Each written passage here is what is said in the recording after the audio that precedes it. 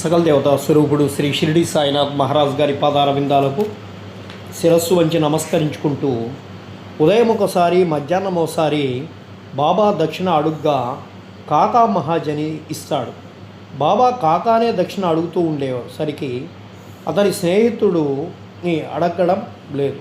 అతని స్నేహితుడు కాకా చెవిలో బాబా నిన్నే 2 సార్లు దక్షిణ అడిగాడు, నేను నీతోనే ఉన్నాను, నన్ను ఎందుకు విడిచిపెడుతున్నారు అని చెప్పి అడుగుతాడు. నీవే బాబాను అడగమని చెప్పి కాకా చెప్తాడు. అది అతడు జవాబిస్తాడు. తన స్నేహితుడు ఏమని చెవిలో ఊతున్నాడని బాబా కాకా మహాజన్ని అడుగ్గా తన స్నేహితుడు తాను కూడా దక్షిణ ఇవ్వవచ్చునా అని చెప్పి అడుగుతున్నాడే. బాబా నీకు ఇచ్చుటకు మనసున ఇష్టము లేకుండాను కానీ అడగలేదు, కానీ ఇప్పుడు నీకు ఇష్టమున్న ఎడల ఇవ్వవచ్చు నన్ను. కాకా ఇచ్చినంత అనగా 17 రూపాయలు దక్షిణను అతని స్నేహితుడు కూడా ఇస్తాడు. బాబా అప్పుడు కొన్ని మాటలు సలహా రూపంలో ఇలా చెప్పసాగారు. నీవు దాన్ని తీసివేయము, మనకు మధ్య ఉన్నటువంటి అడ్డును తీసివేయము, అప్పుడు మనము ఒకరికొకరము ముఖాముఖి చూచుకొనగలము, కలుసుకోగలము అని చెప్పి చెప్తారు. పోవుటకు బాబా వారికి సెలవిస్తాడు. ఆకాశము మేఘాలతో కమ్మి ఉన్నప్పుడు వర్షము వచ్చునేమో అను భయము కలుగుతున్నప్పటికీ ప్రయాస లేకుండా ప్రయాణము సాగునని బాబా ఆశీర్వదించారు. ఇద్దరు సురక్షితంగా బొంబాయి చేరుతారు. అతడు ఇంటికి పోయి తలుపులు తీసేసరికి 2 పిచ్చుకలు చచ్చిపడి ఉండెను, ఇంకొకటి కిటికీ ద్వారా ఎగిరిపోయాను. తానే కిటికీలు తెరిచి ఉన్నచో పిచ్చుకలు రక్షించబడి ఉండేవి కదా, వాని అదృష్టానుసారముగానవి చనిపోయినవి. 3వ దాన్ని రక్షించుటకై బాబా త్వరగా తనను పంపాను అని చెప్పి మనసులో అనుకుంటారు. టక్కర్ ధరమ్స్ జరాభాయ్ హైకోర్టు ప్లేడర్ను ఒక కంపెనీ గలదు. దానిలో కాకా మేనేజర్గా పనిచేస్తూ ఉండేది. యజమానియు మేనేజరు అన్యోన్యంగా ఉండేవారు. కాకా షిరిడీకి అనేకసార్లు పోవుట, కొన్ని దినముల చట్ నుండి తిరిగి బాబాను అనుమతి పొంది వచ్చుట మొదలగునవి టక్కర్కు తెలియను. కుతూహలం కోసము బాబాను పరీక్షించు ఆసక్తితో టక్కర్ కాకాతో హోళీ సెలవుల్లో షిరిడీకి పోవని నిశ్చయించుకొని, కాకా ఎప్పుడు తిరిగి వచ్చునో అన్నది నిశ్చయముగా తెలియదు గనుక టక్కర్ ఇంకొకరిని వెంట తీసుకొని వెళ్ళాను. ముగ్గురు కలిసి బయలుదేరి బాబా ఇచ్చుటకై కాకా 2 సేర్ల ఎండు ద్రాక్ష గింజలతో ఉన్నవి దారిలో కొన్ని. వారు షిరిడీకి సరైన వేళకు చేరి బాబా దర్శనమునకై మసీదుకు పోయారు. అక్కడక్కడ బాబా సాహెబ్ తర్కడ్ ఉండెను. టక్కర్ మీరెందుకు వచ్చి తిరని తర్కడ్ను అడిగిన. దర్శనం కొరకని తర్కడ్ జవాబిచ్చను. మహిమలేమైనా జరిగినవే అని టక్కర్ ప్రశ్నించను. బాబా వద్ద ఏమైనా అద్భుతాలు చూచుట తన నైజము కాదని, భక్తులు ప్రేమతో కాంక్షించున్నది తప్పక జరుగునని తర్కడ్ జవాబిస్తారు. కాక బాబా పాదాలకు నమస్కరించి ఎండు ద్రాక్ష పండ్లను అర్పిస్తాడు. బాబా వారిని పంచిపెట్టమని ఆజ్ఞాపిస్తాడు. టక్కర్కు కొన్ని ద్రాక్షలు దొరికినవి. అతనికి అవి తింటకు ఇష్టం లేదు. ఎందుచేతనగా తన వైద్యుడు కడిగి శుభ్రపరిచిన ద్రాక్షనే తినవలనని సలహా ఇచ్చాను. అప్పుడు అతనికి అది సమస్యగా తోచను. తనకు వారిని తింటకు ఇష్టం లేదు, కానీ బాబా తినుటకు ఆజ్ఞాపించగా పారవేయలేకుండాను. పారవేయనట్లయితే బాగుండదని వానిని నోటిలో వేసుకొని గింజలనేమి చేయవలను అని తోచుకుండాను. మసీదులో గింజలు ఉమ్మివేయుటకు జంకుచుండాను. తన ఇష్టమునకు వ్యతిరేకముగా తుదకు గింజలు తన జేబులోనే వేసుకొను. బాబా యోగి అయినయో తనకు ద్రాక్ష పండు ఇష్టము లేదని తెలియదా? బాబా వాన్నేల బలవంతంగా ఇచ్చను. ఈ ఆలోచనలో అతని మనస్సు తట్టగానే బాబా ఇంకనూ మరికొన్ని ద్రాక్ష పండు ఇచ్చను.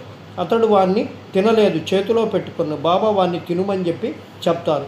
వారి ఆజ్ఞానుసారం తినగా వానిలో గింజలు లేకుండా. అందుకతడు మిగుల ఆశ్చర్యపడును. అద్భుతములు చూడలేదనుకుంటుని గాన అతనిపై ఈ అద్భుతము ప్రయోగించబడును. బాబా తన మనస్సును కనిపెట్టి గింజలు గల ద్రాక్ష పండ్లను గింజలు లేని వారిగా మార్చివేసినని, ఏమి ఆశ్చర్యకరమైనటువంటి శక్తి! బాబాను పరీక్షించుటకు తర్కడ్ కెట్టి ద్రాక్షలు దొరికినాయని చెప్పి అనుకుంటాడు. గింజలతో ఉన్నవి దొరికినని తర్కడ్ చెప్తాడు. తర్కడ్ ఆశ్చర్యపడతాడు. తన యందు ఉద్భవించుచున్న నమ్మకము దృఢపరచుటకై బాబా యథార్థముగా యోగి అయినచో ద్రాక్ష పండ్లు మొట్టమొదట కాకాకి ఇవ్వాలని అనుకున్నాను. అతని మనస్సునందున్నటువంటి ఈ సంగతి కూడా గ్రహించి బాబా కాకా వద్ద నుంచి ఎండు ద్రాక్షల పంపిణీ ప్రారంభించవలసి మని ఆజ్ఞాపించింది. ఈ నిదర్శనము టక్కర్ని సంతృప్తి చెందుతాయి.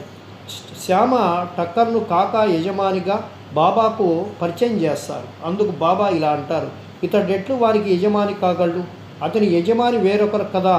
బాబా ఈ జవాబుకు చాలా ప్రీతి చెందుతాడు. తన మనోనిశ్చయమును మరిచి టక్కర్ బాబాకు నమస్కరించి వాడాకు తిరిగి వెళ్తాడు. మధ్యాహ్న హారతి అయిన పిమ్మట వారందరూ బాబా వద్ద సెలవు తీసుకొని మసీదుకు పోతారు.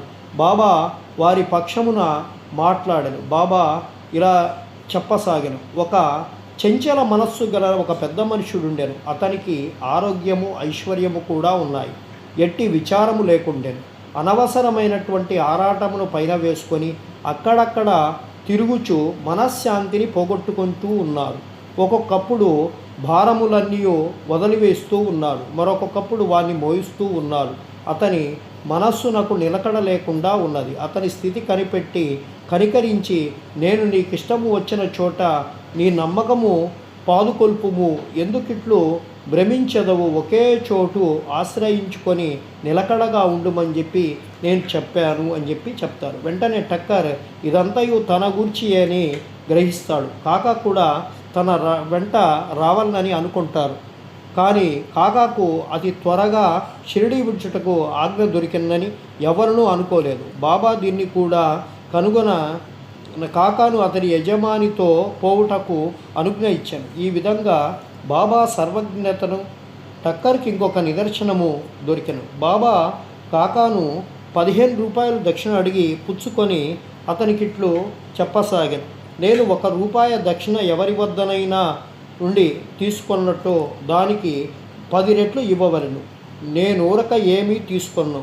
యుక్తాయుక్తములు తెలియకుండా నేనెవరిని అడుగను. ఫకీర్ ఎవరిని చూపునో వారి వద్దనే నేను తీసుకునేదను. ఎవరైనా ఫకీరుకు గత జన్మ నుంచి బాకీ ఉన్నచో వారి వద్దనే ధనము పుచ్చుకొందును. దానము చేయువాడిచ్చున్నది ప్రస్తుతము విత్తములు నాటుట వంటి, అది మునుముందు గొప్ప పంట అనుభవించుట కొరకే. ధర్మము చేయుటకు ధమము ఉపయోగించవలను, దానిని సొంతమునకు వాడుకొన్నది వ్యర్థమైపోవును. గత జన్మలో నీవిచ్చి ఉంటేనే కానీ నీవిప్పుడు అనుభవించలేవు. కనుక ధనమును పాదుకొన్న వలనచో దానిని ప్రస్తుతము ఇతరులకిచ్చుటే సరి అయిన మార్గము. దక్షిణ ఇచ్చుచున్నచో వైరాగ్యము పెరుగును, దానివలన భక్తి జ్ఞానము కలుగును. ₹1 10 పొందవచ్చును. ఈ మాటలు విని టక్కరు తన నిశ్చయమును మరచి 15 రూపాయలు బాబా చేతిలో పెట్టెను. షిరిడీకి వచ్చుట మేలైందనుకొనెను.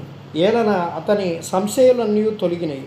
అట్లెంతయో నేర్చుకొనెను. అటువంటి వారి విషయాలలో బాబా ప్రయోగించు యుక్తి మిక్కిలి అమోఘమైనదని చెప్పవచ్చు. అన్నీ బాబాయే చేయుచున్నను దేనియందు అభిమానం ఉంచలేదు. ఎవరైనా నమస్కరించినను నమస్కరించకపోయినను దక్షిణ ఇచ్చినను ఇవ్వకున్నను తన కందరూ సమానమే. బాబా ఎవరిని అవమానించేవారు కాదు.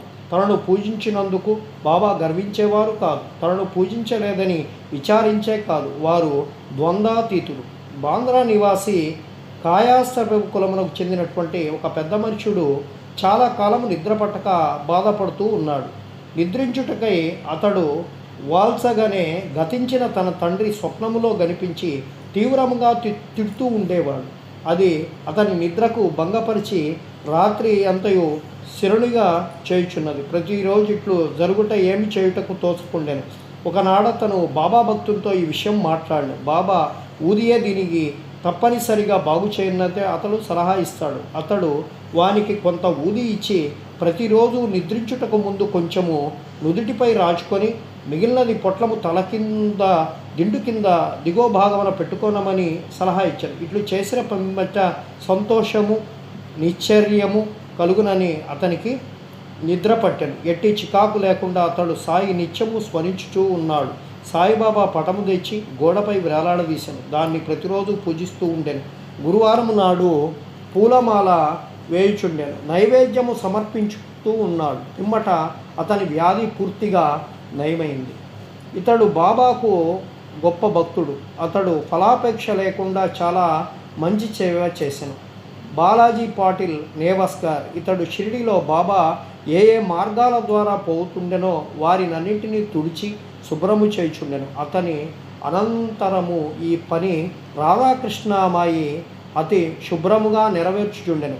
ఆమె తరువాత అబ్దుల్లా చేయుచుండెను. బాలాజీ ప్రతి సంవత్సరము పంట కోయగానే దాని అంతయు తెచ్చి బాబాకు అర్పణ చేయుచుండెను. అతడు బాబా ఇచ్చిన దాంతో తన కుటుంబమును పోషించుకొనివాడు. ఈ ప్రకారంగా అతడు చాలా సంవత్సరములు చేశాడు. అతని తరువాత అతని కుమారులు దానిని అవలంబిస్తూ ఉన్నారు.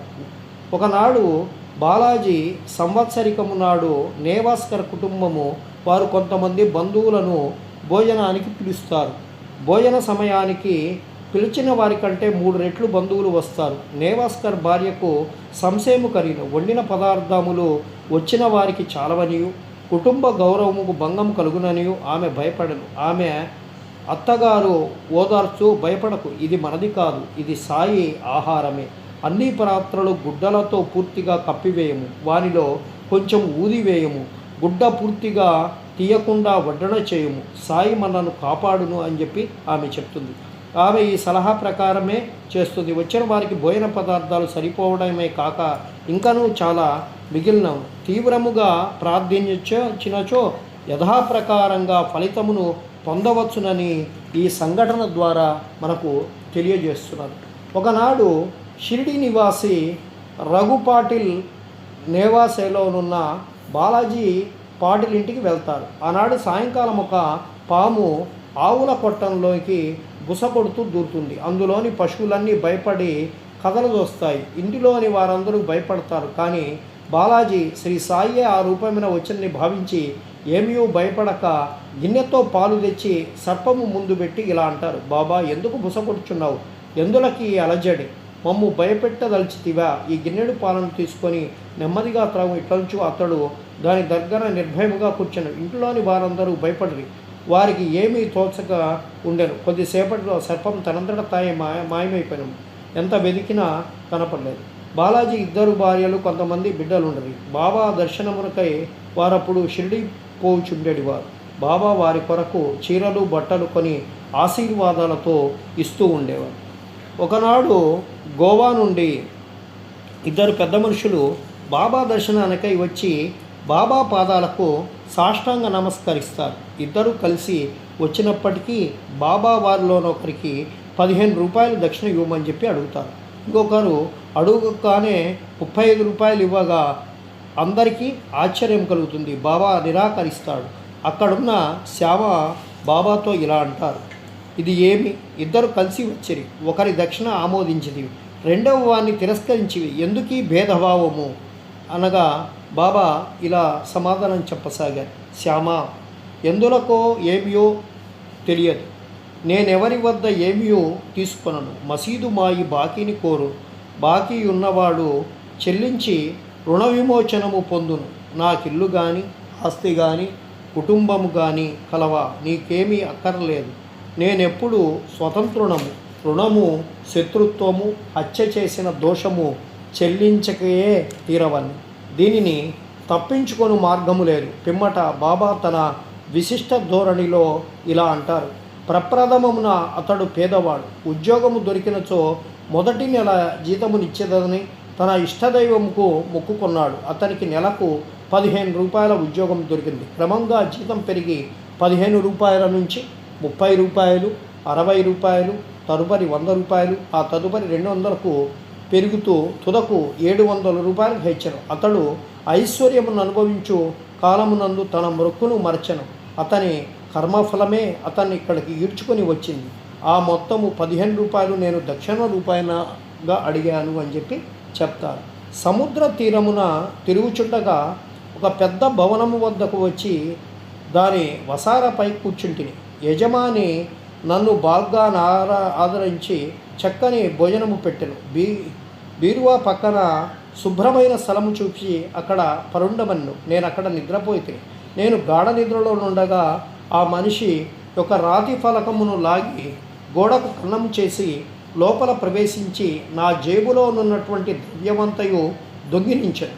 నేను లేచి చూసుకొనేసరికి 30,000 రూపాయలు పోయినవి. నేను మిగుల బాధపడితిని, ఏడ్చుచూ కూర్చుంటిని. పైకమంతయు నోట్ల రూపంలో నుండెను. ఆ బ్రాహ్మణుడే దీనిని దొంగిలించి ఉంటేనని అనుకుంటుని. భోజనము నీరు రుచించకపోయాను. వసారాపై ఒక పక్షకాలం కూర్చుండి నాకు కలిగిన నష్టమునకు ఏడుస్తూ ఉన్నాను. పిమ్మట ఒక ఫకీరు దారి వెంట పోవచ్చు నేర్చుచుండుట చూసి, ఎందులకు ఏడ్చుతున్నావని చెప్పి అడిగాను. నేను జరిగిన వృత్తాంతమే చెప్పింది. వారిలా అండి, నేను చెప్పినట్టు చేసినతో నీ డబ్బు నీకు దొరకను. ఒక ఫకీరు వద్దకు వెళ్ళుము, వారి చిరునామా నేను ఇచ్చేదను, వారి శరణు వేడుము, వారు నీ పైకమును నీకు తిరిగి ఇప్పించెదను. ఈలోగా నీకు ప్రియమైనటువంటి ఆహారము ఏదో దానిని నీ ద్రవ్యము దొరకునంత వరకు విసర్జింపుము. నేను ఫకీరు చెప్పినట్లు నడుచుకుంటేని నా పైకము నాకు చిక్కినది. నేను వాడాను విడిచి సముద్రపు ఒడ్డునకు పోయి తిని. అక్కడొక స్టీమర్ ఉండెను. దానిలో జనులు ఎక్కువగా నుండుటచే లోపల ప్రవహించలేకపోయి తిని. ఒక మంచి నౌకను నాకు తోడ్పడగా నేను లోపలకు పోయి తిని. అది ఇంకొక ఒడ్డునకు తీసుకొని పోయినది. అక్కడ నుండి రైలు బండి ఎక్కి ఈ మసీదుకు వచ్చి తిని. కథ పూర్తి కాగానే బాబా ఆ అతిథులకు భోజనం కొరకు తీసుకొని పొమ్మని శ్యామ అట్లే చేశాను. శ్యామ వారిని ఇంటికి తీసుకొని పోయి భోజనం పెట్టెను. భోజన సమయంలో శ్యామ బాబాతో చెప్పినటువంటి కథ చిత్రముగా ఉన్నదే. బాబాకు వారెన్నడూ సముద్ర తీరమునకు పోయి ఉండలేదు. వారి వద్ద 30,000 రూపాయలు ఎప్పుడూ లేకుండేను.